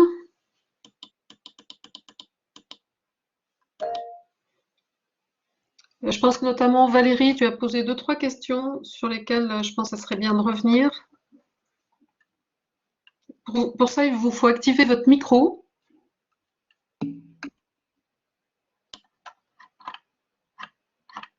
Je pense qu'elle nous dit qu'elle est dans un train. Je ne sais pas si on va pouvoir l'entendre. Allez-y, allez-y, on vous écoute. Ouais. Valérie dans un train, oui. Qu'elle indique. Sinon, moi, j'avais une question qui rejoint la question précédente, justement sur les owners et les maintainers. Parce que j'avais une question dans la présentation de Laurent. Tu as parlé des brokers et des boundary spanners au niveau du middle round. Et donc, j'avais cette question en me disant, est-ce que finalement les owners et les maintainers, ils peuvent aussi jouer le rôle d'acteurs un petit peu intermédiaires, ou est-ce que ce sont des animateurs, puisque finalement, tu as parlé de trajectoire individuelle, Laurent, dans ta présentation, et effectivement, le rôle actif des individus est aussi très important pour connecter un peu le background et l'underground. Et donc, est-ce que les owners et maintainers, dans le cas de source, peuvent jouer aussi ce rôle finalement de knowledge brokers? C'était un petit peu ma question. Je laisserai, oui, merci Karine. Je laisserai évidemment Chloé compléter. Mais oui, ce qu'on constate, c'est que les employés, puis en particulier maintainers, sont aussi des employés qui sont, s'ils sont engagés dans des pratiques inner source, c'est que bien souvent ils sont connectés aussi à des communautés externes de développement ou même à des communautés internes d'autres programmeurs qui travailleraient sur d'autres projets. Donc ils jouent souvent de façon très je dirais très naturelle, très organique, hein, ce rôle de brokers de connaissances. Et dans le commentaire que faisait Chloé, ce qui paraît important, c'est effectivement que le owner de la communauté ou de la micro-communauté inner source sur un type de code à partager soit aussi ouvert à ce qui se passe à l'extérieur. Mais c'est bien souvent par les employés eux-mêmes qui sont présents dans ces communautés que la circulation des connaissances se fait. D'accord, très bien. Ouais. C'est très intéressant. Donc, les owners, finalement, sont plutôt des animateurs et les maintainers, ça pourrait être des knowledge brokers dans le cas de l'INER. Oui, effectivement. Le owner, il se retrouve des fois malgré lui avec une forme de responsabilité de gestion sur la communauté, alors que les maintainers, c'est plutôt ceux qui sont en charge d'apporter des contenus, de les débattre, de les développer, de les faire circuler, quoi. D'accord. Très bien, merci. Alors, je vais prendre la question de Valérie, enfin une des deux questions, si elle n'est pas en mesure de la redonner actuellement. Au tout début, donc comment mesure-t-on les connexions avec les autres communautés versus les réseaux par rapport à l'apport de valeur? Et réciproquement, est-ce que nous pouvons en conclure que c'est une bonne pratique pour toute communauté? J'aurais bien aimé qu'elle précise. En tout cas, sur le premier point, est-ce que vous pouvez répondre? Ouais, sur la question de la mesure, là, on est malheureusement, là, c'est un serpent de mer, hein, classique sur les communautés. Là, dans ces dynamiques-là, c'est pas des choses qui ont été énormément pratiquées, et ça devient un casse-tête méthodologique à partir du moment où on veut mesurer les liens avec les communautés externes, en particulier. Et donc, une façon pour nous de moyenner ça a été quand même de constater qu'à chaque fois qu'on fait des entrevues qualitatives avec des employés d'Ubisoft, on est capable d'identifier non pas une, mais 2, 3, 4, 5 types de connexions avec un éventail charge de communautés externes. Mais malheureusement, pour la mesure, ça serait des chantiers auxquels on ne s'est pas attaqué, puis auxquels l'organisation ne s'est pas attaquée non plus. Il y a eu des préoccupations sur le travail de Chloé. Il y a un questionnement du groupe porteur de ces initiatives sur effectivement la capacité à mesurer l'intensité des activités, le nombre de connexions, la circulation des idées, mais là encore, c'est plus un un ensemble de points d'interrogation que des pratiques avérées, quoi. Merci. Alors, Didier, je pense qu'il vaut mieux prendre la parole. Et bonjour à tous. Oui, quel type de plateforme numérique utilisez-vous, notamment pour capitaliser les connaissances partagées quand il y a des communautés asynchrones en particulier, en dehors de toute réunion physique ou virtuelle, et que les gens échangent au fil de l'eau des idées? Est-ce que vous utilisez des outils particuliers pour ça? Alors, à nouveau, le vous, c'est pas nous, c'est Ubisoft. Moi, je suis un chercheur qui regarde Ubisoft Chloé aussi. Mais et c'est une question qui a souvent été levée, chez Ubisoft, parce qu'effectivement, il n'y a pas une plateforme unique. Mais dans le cas, si je vais me permettre, je vais prendre la main sur ta présentation, Chloé, excuse-moi. Si on revient à ce que mentionnait Chloé, on découvre qu'entre les programmeurs, la mise en place de GitLab, qui est finalement un GitHub interne, une plateforme de partage d'unités de code, finalement a été un des éléments déclencheurs des pratiques inner source. Mais en l'occurrence, chez Ubisoft en interne, il n'y a pas une seule plateforme de partage, et c'est un des questionnements qui est souvent évoqué par nos partenaires sur le terrain. Merci. Nous avions une autre question de Valérie qui était: le focus sur le partage informel ne se fait-il pas au détriment de nouvelles productions? Je ne suis pas sûr que je comprenne complètement, mais c'est même pas un focus, c'est un état de fait, le partage informel. C'est de réaliser que plutôt que de vouloir piloter la circulation des connaissances dans l'ensemble de l'espace informel, mieux valait créer des espèces de sondes sous la forme d'activités, par exemple, ou sous la forme de plateformes qui permettaient l'expression d'une partie des connaissances qui circulent dans l'espace informel. Et donc il y a eu aussi presque ce choix-là, ça a été en fait une espèce de choix stratégique de dire on va arrêter d'essayer de tout identifier, tout piloter, on va plutôt créer des espaces et des temps qui vont permettre aux possibles contributions des communautés d'émerger.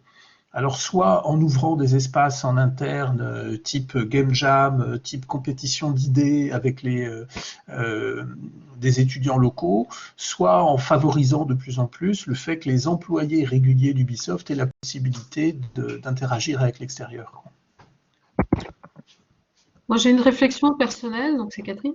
On sait tous que les Innovation Labs sont des lieux qui ont offert un certain nombre de temps, d'espaces de rencontres et portés par un certain nombre de moyens. Et finalement, dans la présentation de Laurent, je vois vraiment qu'on peut conjuguer communauté et Innovation Lab. Tout du moins que l'Innovation Lab prend un autre relief et un autre positionnement. Et j'ai trouvé ça extrêmement intéressant. Ouais, je vous recommanderais, c'est un peu documenté, mais on n'en a pas parlé aujourd'hui, mais de regarder une initiative qui s'appelle La Forge, au studio d'Ubisoft Montréal, qui est une plateforme hybride d'exploration technologique avec des acteurs externes. Et là, on se rend compte que cette plateforme-là, qu'on pourrait caractériser comme un Innovation Lab, ne peut exister que parce qu'elle développe ses liens et ses interactions avec des communautés externes, en particulier sur tout ce qui est application des outils de traitement de données et d'intelligence artificielle dans les technologies du jeu, par exemple. Je vois la question si je peux me permettre, la question de Florent sur les communautés de valuation. Communauté de valuation, c'est plus un constat sur ce que devient le focus de l'équipe projet quand elle commence à fonctionner en communauté sur son propre projet, puis quand elle commence à ouvrir au fond les dynamiques, en particulier les moments de validation du projet à l'extérieur. On se rend compte que ce qui fait la communauté, c'est le débat sur les hypothèses de valeur qu'elle développe, qu'elle essaye de produire, et la capacité à mettre à l'épreuve ces hypothèses de valeur collectivement dans l'action. Donc on pourrait relier au fond ce fonctionnement en communauté d'évaluation à un ensemble de bonnes pratiques de développement agile, en quelque sorte.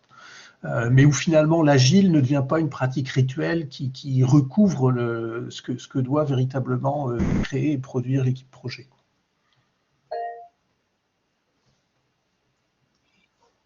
Merci. Oui. Donc en fait, c'est elle-même qui produit en fait cette documentation de valeur. Donc elle met ses hypothèses et elle remonte ça à Ubisoft. En fait, comment en quoi cet outil finalement sert un peu d'artefact pour négocier avec Ubisoft, je sais pas, au niveau de la direction, qu'ils aient des moyens. Enfin, finalement. Alors ça a été je te suis. Et effectivement, l'idée, ça a été de relaxer le mode en fonctionnement StageGate, en disant on va laisser plus d'autonomie à l'équipe projet qui développe des modes communautaires et qui prend en charge à la fois les hypothèses de valeur qu'elle génère et la capacité de les mettre à l'épreuve. On se rend compte que ça accélère au fond la création et la production. Donc ça, la hiérarchie s'en satisfait très très bien. Si une équipe projet est capable de démontrer plus rapidement qu'elle a produit à la fois des hypothèses de valeur, l'idée par exemple que tel gameplay pourrait être intéressant dans un jeu, puis qu'elle valide ça par la production d'un prototype ou d'un pré-prototype, et qu'elle est capable donc de démontrer que son hypothèse de valeur tient la route, la hiérarchie, évidemment, va en tirer une certaine satisfaction. Donc on est dans des modèles où on autonomise aussi de plus en plus les projets, à la condition que régulièrement ils viennent présenter l'état d'avancement de ce sur quoi ils travaillent. Donc il y a bien à un moment donné, par rapport à un projet, une communauté, une forme de documentation de cette hypothèse de création de valeur, qui est un peu négociée. Alors il y a une forme de documentation, mais on fait peu circuler cette documentation avec l'équipe éditoriale. En anglais, on dirait « the proof is in the pudding », la preuve est dans le gâteau, littéralement. C'est en développant les prototypes eux-mêmes, et des prototypes fonctionnels, et en faisant jouer littéralement ceux qui normalement auraient rôle de validation hiérarchique, en leur montrant que le jeu fonctionne, qu'on est capable d'aller chercher leur adhésion. Merci. Alors, je prends une question de Didier et qui rejoint la mienne. Alors, je me permets de la lire. Est-ce que les principes de communauté de pratique se diffusent dans les autres fonctions d'Ubisoft, type commercial, management, etc. Et surtout aussi, quel rôle joue la DRH dans le développement de ces modes innovants de fonctionnement? En quoi moi je rajoute, ça influe et transforme l'organisation? Alors, c'est une super bonne question, merci beaucoup. Alors, la DRH et les différents VPRH du studio ont joué des rôles historiquement très importants dans l'accompagnement des communautés, la création des directions métiers, la création des forums. L'intérêt va varier avec le temps. C'est qu'on va voir aussi, peut-être qu'à un moment, on prend un peu pour acquis l'existence des communautés et donc on les gère moins. Et ça, on a vu cet intérêt varier un peu avec le temps. Au moment, je dirais, il y a 7 ou 8 ans de ça, au moment de l'âge d'or des directions métiers, ce qui a été extrêmement intéressant, ça a été aussi la mise en place, par exemple, d'une direction métier gestionnaire. C'est-à-dire que les gestionnaires de premier niveau, second niveau, se retrouvaient aussi en communauté de pratique, étaient accompagnés, supportés, partage de connaissances, de compétences et de capacités. On l'a moins vu dans les divisions commerciales, par exemple, ce genre de choses. Et donc la DRH, elle joue un rôle toujours très actif, mais avec des incarnations ou des avatars qui vont varier avec les personnes, avec le temps, dans la relation aux communautés. Une des clés, puis là je vais parler d'un autre contexte, malgré tout, de ce qu'on avait pu constater sur le terrain, c'est que c'est souvent un acteur clé, pour appuyer ce que disait Chloé, dans la reconnaissance de la légitimité de la participation des employés aux communautés. C'est-à-dire, si ce n'est pas reconnu comme un temps légitime, à la fois par le superviseur direct et puis par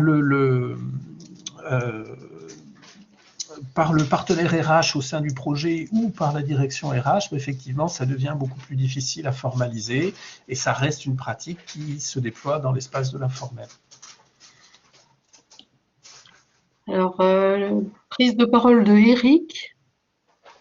Bonjour, oui, je suis Eric Parti de Schneider Bonjour. Electric.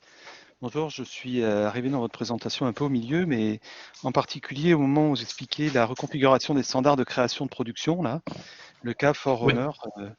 Je voudrais savoir si ça, c'est un cas particulier ou si c'est quelque chose qui a été généralisé ensuite par Ubisoft, à Montréal, ailleurs. C'est une très bonne question. Et alors, évidemment, hein, on l'a dit au début, là, vous étiez peut-être pas arrivé, mais les projets ont une certaine autonomie. Hein. Chloé l'a redit, là, chaque projet, c'est un peu comme une PME dans l'organisation. Et donc, ils sont un peu jaloux de leur autonomie. Donc, si vous demandez aux projets qui ne sont pas Forerunner, est-ce que vous avez appris des choses de l'expérimentation Forerunner, bien souvent, ils vont vous dire non. Après, quand vous regardez comment ils travaillent, oui, il est clair qu'il y a une partie de ces pratiques-là qui ont été absorbées et qui deviennent effectivement une espèce de standard, même s'il est implicite, en particulier les pratiques d'autonomisation des équipes et les pratiques d'inclusion précoce des communautés de joueurs aux phases de conception. D'accord. La question qui va avec, en fait, et c'est un peu les commentaires qu'il y avait derrière, ce que j'ai cru comprendre en tout cas, c'est que la valeur, c'est le fil conducteur, en fait. Ouais. Imaginer une valeur, mettre à l'épreuve les hypothèses de valeur, construire l'épreuve, enfin, les prototypes, l'épreuve, etc. Oui. Finalement, le cœur du fonctionnement, c'est l'équipe qui travaille sur ce mode-là et qui mobilise les communautés qu'il y a autour, quoi. C'est un peu ça l'idée, non ? De plus en plus, oui, je suis d'accord avec ça. Oui, de plus en plus. Et donc, on est moins, je dirais que si on voulait faire porter un regard très macro aujourd'hui sur la place des communautés dans cette organisation, on est beaucoup moins dans des pratiques de pilotage et de reconnaissance formelle par la hiérarchie, beaucoup plus dans une mobilisation des dynamiques communautaires aux besoins, j'irais à l'échelle des projets, effectivement, à la hauteur des projets. Ok. Mais ce qui suppose aussi une reconnaissance de la valeur et des vertus des communautés par les super gestionnaires de projets, par les producteurs, par les développeurs technologiques. Et ça, c'est quelque chose qui semble aujourd'hui très bien intégré. Justement, j'avais une question qui complète celle d'Eric sur justement cette notion que tu disais, Laurent, l'ancrage vers l'extérieur. Parce que dans ta présentation, quand tu as présenté le middle ground, à un moment donné, tu disais qu'il y avait aussi des communautés externes. Et je me demandais dans ce processus d'évaluation, comment elles interviennent, ces communautés externes, comment intervient cet ancrage vers l'extérieur pour participer à cette évaluation dont tu as parlé. Oui, c'est une question intéressante aussi, là, puis on réfléchit ensemble, mais le constat qu'on fait, c'est que ces ancrages-là, l'implication des joueurs ou joueurs potentiels dans l'évaluation, elle se fait plutôt au niveau global. Donc elle se fait, alors il peut y avoir des focus group, il peut y avoir ce genre de choses, mais elle se fait par le biais de l'utilisation des principaux réseaux sociaux, quoi, la mise en place de forums, etc. Donc c'est aussi questionnant. On peut se poser la question aujourd'hui de est-ce qu'on passe pas à côté du rôle ou de l'impact que pourraient avoir des communautés locales aux phases de conception sur l'accompagnement de l'évaluation. Mais dans les faits, aujourd'hui, on est plutôt sur des plateformes type réseaux sociaux. Dans le cas de Forerunner, par exemple, hein, c'est un des acteurs, c'est un des responsables marketing du projet qui a réussi à mobiliser jusqu'à 14 000 joueurs potentiels pour valider des hypothèses de conception. D'accord, très bien, merci beaucoup. Merci. Le sujet est tellement riche qu'en fait, je pense que tout le monde a des questions qui se posent et qui en appellent d'autres. Qui souhaiterait interagir là en direct? C'est sûr qu'avec un panorama aussi large, là, on touche à beaucoup de choses, mais l'idée, c'était aussi ça, hein, c'est de montrer qu'il y a un écosystème extrêmement vaste où différents types de communautés peuvent jouer un rôle, à la condition de se poser la question de leurs ancrages, de leur arrimage, de leur accompagnement aussi, et de la participation aux communautés. Alors, on cite très souvent Ubisoft par son organisation sur les communautés. Est-ce qu'aujourd'hui, on a d'autres entreprises dans d'autres secteurs d'activité extrêmement différents qui ont poussé cette logique communautaire et ça croisé avec des logiques de projet?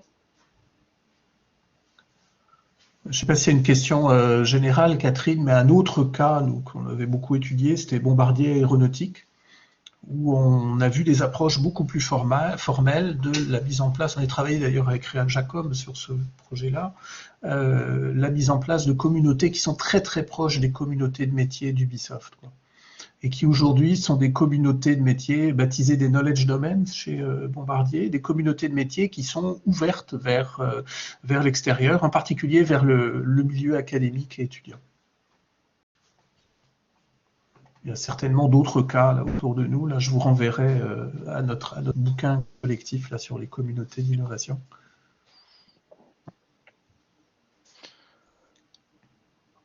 Mais Et enfin, oui, Franck, vas-y. Oui, c'est Eric de nouveau à l'appareil.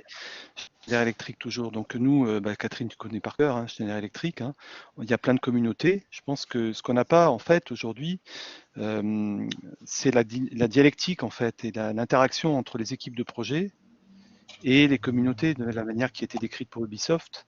Il y a des interactions, mais elle n'est pas à ce niveau-là, quoi. On essaie d'aller vers de l'agile, mais de l'agile qui n'est pas si agile que ça encore, et qui se nourrit pas forcément des communautés. En tout cas, mais je pense qu'on y va quand même, quoi. On va plus ou moins vers ce modèle. Ce que je comprends moi, c'est que quelque part il y a des communautés qui ont énormément de valeur, avec besoin d'animer ces communautés, et puis des gens des équipes de projet qui avancent autour de la question de la valeur là, et puis qui se nourrissent énormément des communautés qu'il y a autour. C'est complémentaire. Puis on retrouverait une vieille question, là, qui est celle, Patrick Coindé en parle souvent, là, mais qui est celle de la double citoyenneté.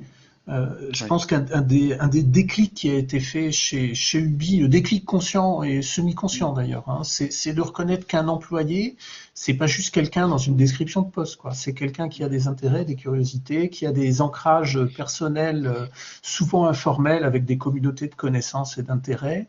Et c'est de laisser la place à l'expression de cette double citoyenneté qui, je crois, fait une différence dans ces cas-là.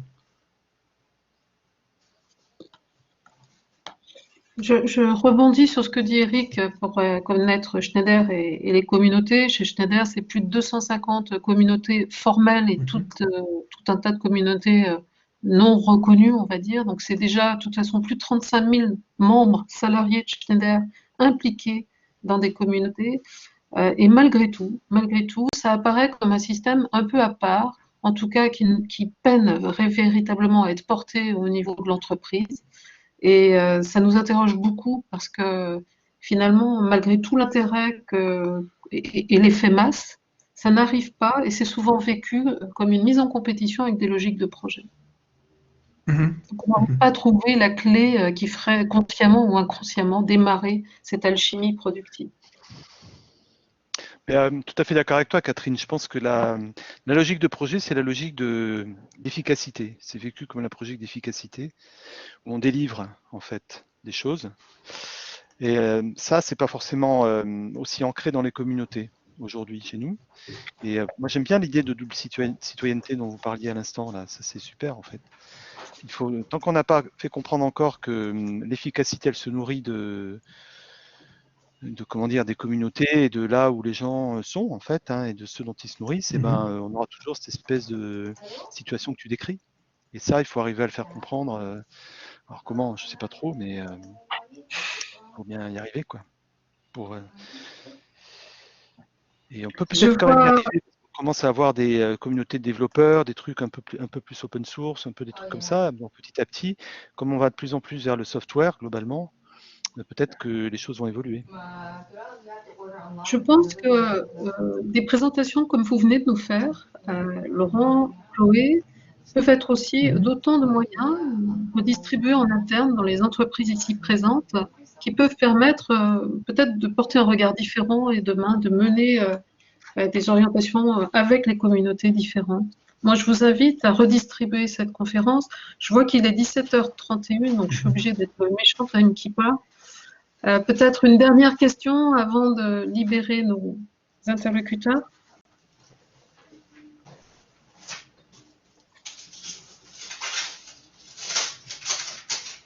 Alors, si vous n'avez pas la question là sous le coude tout de suite, n'hésitez pas de toute façon à rester en contact avec nous par mail. De toute façon, tout ce qui a été présenté vous sera envoyé par lien vidéo, ainsi que les PDF, je pense qu'ils pourront être communiqués. Laurent? Oui, Et pour ma part, tout à fait. Oui.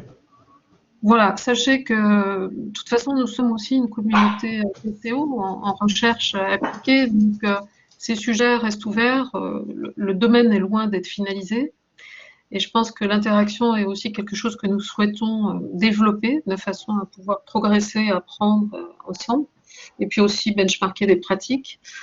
J'en profite pour vous annoncer que dans le cadre des cycles des conférences 2021, nous allons avoir régulièrement, à peu près mensuellement, à fréquence mensuelle, d'autres intervenants. Toujours dans cette ouverture et cette volonté d'essaimage et de transmission, nous aurons au mois de mars alors un intervenant de genre un petit peu différent, puisqu'il va vous parler de l'approche interactionnelle de Palo Alto dans les nouveaux modes de management.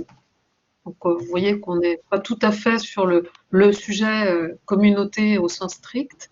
Nous aurons ensuite, au mois de mai, une intervention sur les achats et les communautés d'innovation. Et puis, nous aurons tout un programme qui est en cours avec aussi la possibilité pour vous-même de venir nous proposer un sujet que vous souhaitez aborder en tant que conférencier ou que vous souhaiteriez voir traiter.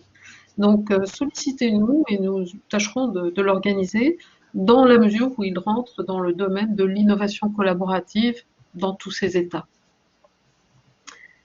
Voilà, il me reste à vous remercier tous pour votre participation, à vous retrouver très vite et puis à laisser la journée au Québec se dérouler alors que la nôtre en France est en train de se terminer. Tu vois, c'est bientôt l'heure du lunch, effectivement. Merci beaucoup, merci pour l'invitation, puis au plaisir de poursuivre avec vous. Quoi. Merci Laurent, merci Chloé.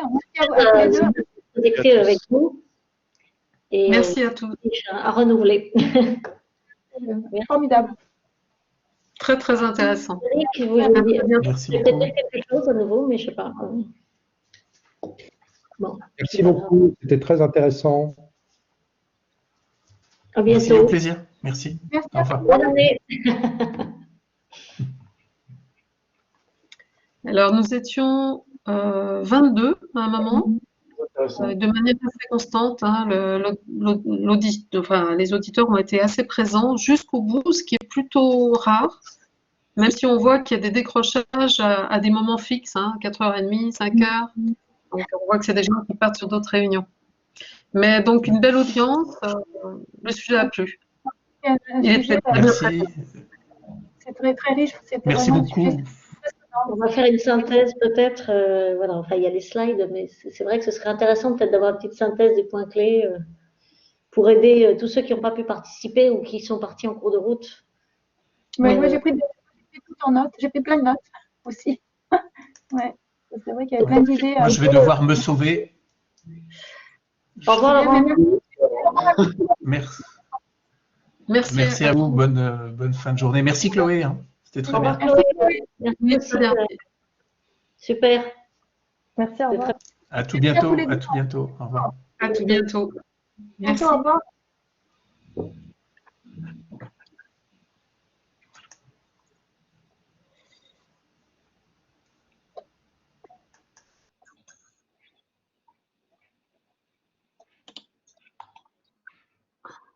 Qui fait la synthèse du coup entre vous? Parce que je veux que ça soit fait par un chercheur.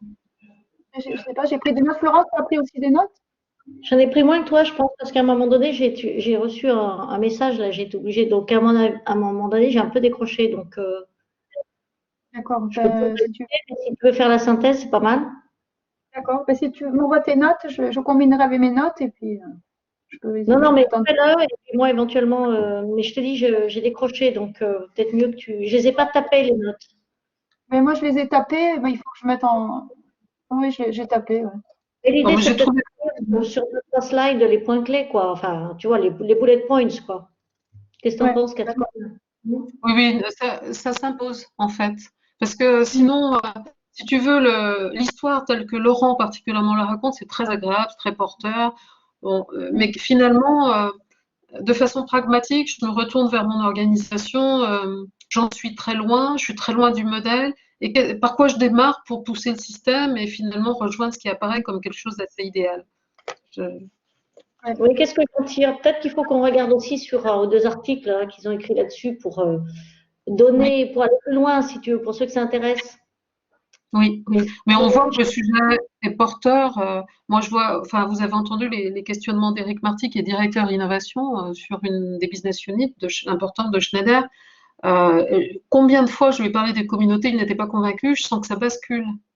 Ouais, intéressant. Il est intéressé, il a posé pas mal de questions, hein. Il a beaucoup Tu le connais, commenté. toi, Eric? Non? Non? C'est quelqu'un de très bien, il faut absolument que... Je vais lui demander s'il ne ferait pas une conférence, lui aussi. C'est un gars qui est très maillé avec les mines de Paris, il vient des mines. Ah oui, Et d'accord. je me suis demandé si on ne pourrait pas peut-être prendre le cas d'Ubisoft pour une étude de cas dans l'ouvrage. Ouais, Ça pourrait être. je reviens. Parce que l'exemple qu'elle a présenté Chloé, je le trouve assez parlant. Ça pourrait peut-être faire l'objet d'études de cas. On va repartir de ça. Pour illustrer dans l'ouvrage. Je vais devoir moi aussi interrompre parce que j'ai une obligation perso. D'accord, ok. Et maintenant, je mets à jour la synthèse et puis comme ça, on aura un document avec les points. D'accord, ok. On se retrouve. Et puis, demander à Florence ce qu'elle pense par rapport à design et communauté. Moi, je le vois plus sur atelier, sous la forme d'un atelier, ce qui serait bien, mais pas conférence, à en discuter. Je suis obligée d'y aller. D'accord, ok, Catherine. Merci. À bientôt, bisous. À très vite. Bye. Bye. J'ai cru que c'était chez moi que ça sonnait, mais c'était peut-être pas chez moi. Non? J'ai entendu une sonnerie. Non? Non, je ne sais pas. Non, non, bon, bah, écoute, ça va alors. Non, c'est intéressant. Oui, c'était vraiment, j'ai pris plein de notes. Il y a même des choses que dans les articles que j'avais lus, je n'avais pas noté cette notion de centrale de création, tu vois, cette nouvelle notion là, Oui, centrale de création. Je crois que j'aurais besoin de relire l'article, tu vois. Attends, il faudrait peut-être qu'on arrête d'enregistrer.